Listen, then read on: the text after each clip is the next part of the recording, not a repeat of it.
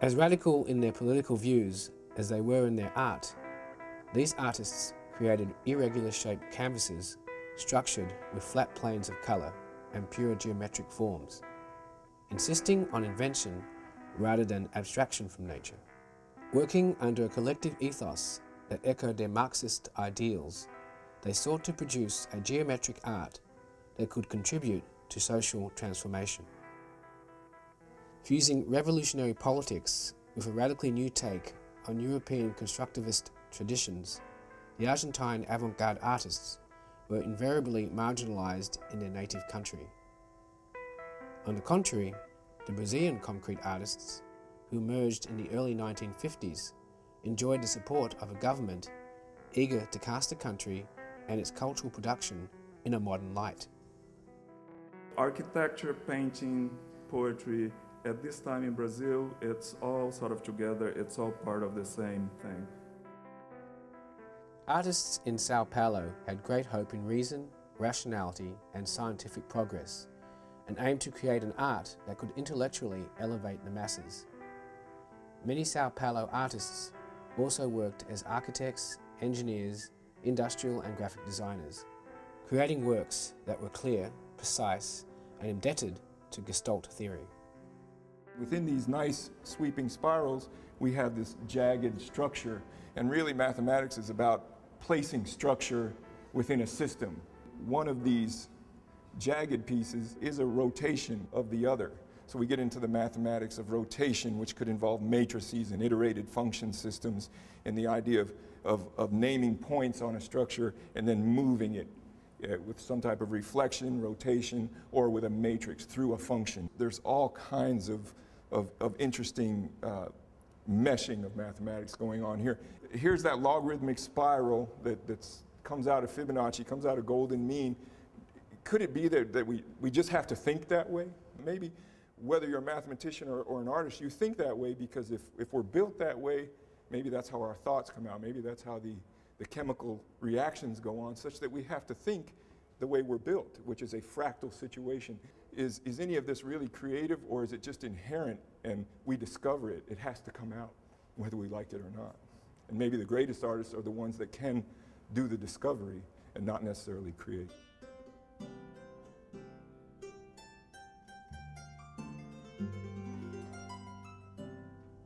Artists in Rio de Janeiro were interested in less rigid geometries and in the organic and interactive possibilities of abstract forms. Rio artists challenged the Sao Paulo concretists' strict adherence to rationalist geometry. In this period, the colourful forms of Elio Oiticica's concrete works begin to move. His underlying grid structures wobble off kilter, while his vibrant monochromatic paintings become spatial reliefs that unfurl into the space of the viewer. In this painting by Elio Oiticica, it's almost as if there's something behind this grid that's starting to move it, starting to shift it, as if it's breathing somehow. It's a much looser kind of geometry that we're seeing. Oiticica was eager to integrate art into everyday life and to transform spectators into active participants in the creative process. Oiticica brought geometric art into marginalized Brazilian communities with his cape-like parangoles, meant to be worn by samba dancing participants. He started painting, then he moved the paintings off the wall, and from there I think that's when he moved into the poor neighborhoods and started to add other things into his work, like sand or soil. It really changes. It's very, very, very beautiful to see the way his work changed. But at the end, I think he was more interested in the people than the object.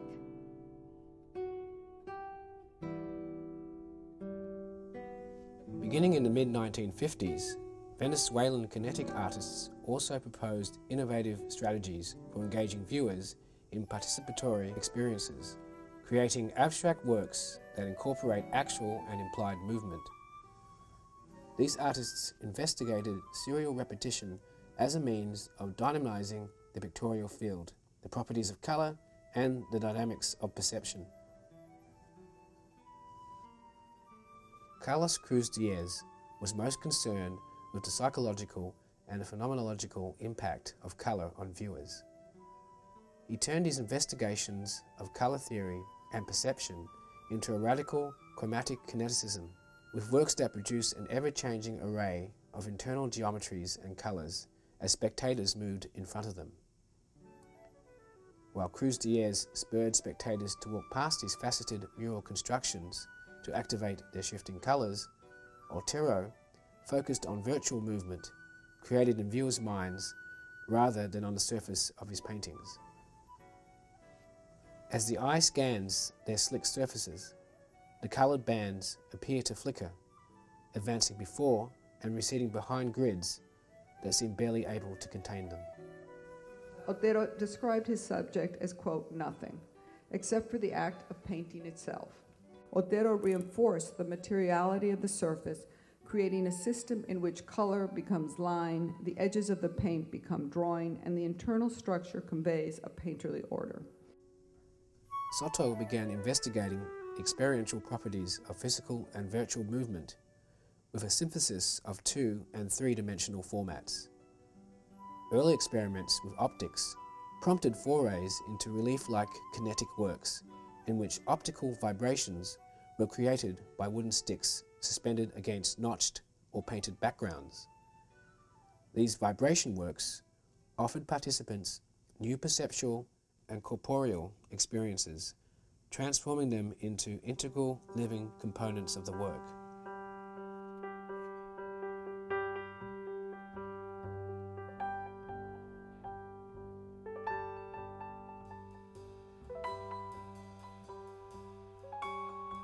German-born artist and architect Gertrudis Goldschmidt, known as Gago, created sculptures and environmental installations out of industrially produced modules in Venezuela.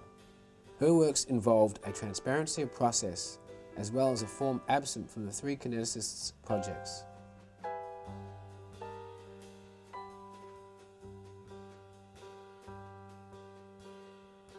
Exploring the evocative potential of three basic elements: the point, the line, and the void, in abstract drawings, prints, and sculptures. Gago worked in an amorphous space between 2 and 3 dimensions, weaving together simultaneous impressions of enclosure, openness, and infinite extension. Gago eschewed conventions of perspective, mass, and volume, presenting space as a pliable material and prefabricated units as the building blocks of an ever-expansive abstraction.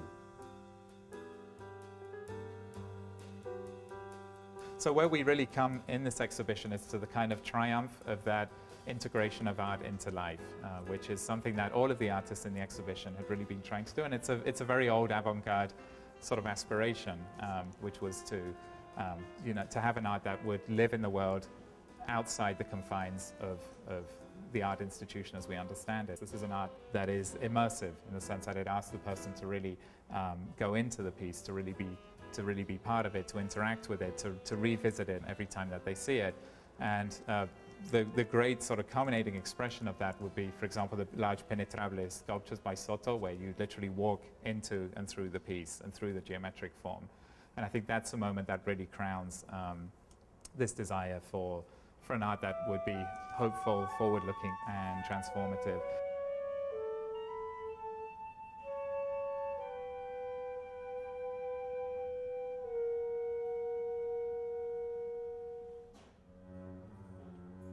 The history of abstract art may be seen in part as the history of compartmentalizing spaces, after which we then create the organization of these compartmentalized spaces, and we see this and we experience this as the formal systems that constitute our abstract world. Even today, we are enraptured by geometry, by the new geometries, the geometries of video games and the arithmetic mysteries of the computer. We are enraptured by the geometric fields embodied today in the glowing images of the electronic extensions of our own bodies.